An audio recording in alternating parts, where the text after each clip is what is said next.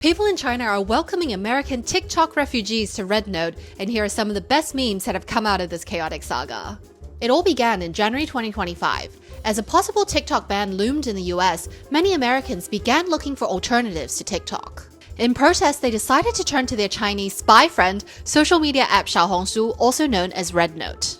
This reverse Great Firewall movement vaulted RedNote, the Chinese version of Instagram, to #1 on the US App Store with more than 3 million downloads in the US alone. As Americans flocked to the app, Chinese people began joking that RedNote had become morning C and evening A, as C, Chinese users dominate in the morning, and A, American users take over at night.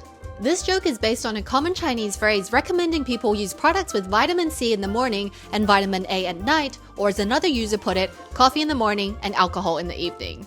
Chinese users then began asking Americans for help on their English homework, while Americans asked Chinese people to help them solve their math problems. Meanwhile, the newly arrived American users discovered the secret to gaining popularity on the app by posting photos of their cats in what became a trend known as paying cat tax. Both sides also experienced culture shock, with Americans teaching their Chinese friends that they could form a union or protest in the streets if they were unhappy with their work conditions. Meanwhile, Chinese users reminded Americans just how high medical costs and taxes are in the US. However, the TikTok refugees who were unhappy with the US government's restrictions on freedom of speech soon realized they were facing real censorship from China, with people reportedly having their accounts banned for posting about Winnie the Pooh or Tiananmen Square.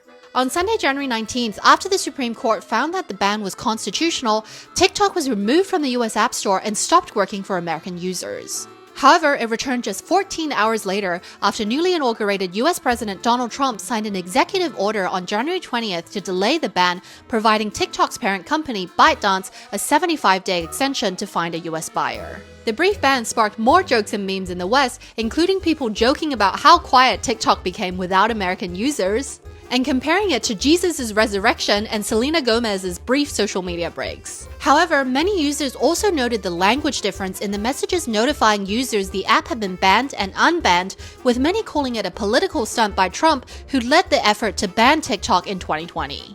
Since then, TikTok users have also reportedly found that they came back to face stricter restrictions, as searching the word fascism no longer works in the app. And people searching for topics such as Palestine, the LA wildfires, and the Holocaust are seeing a message telling them to look out for misinformation.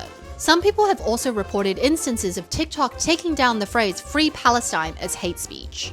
Meanwhile, back in China, RedNote users are thanking the TikTok refugees as the app has introduced a translate feature as well as maps in English. What do you think of the whole situation? Let me know in the comments.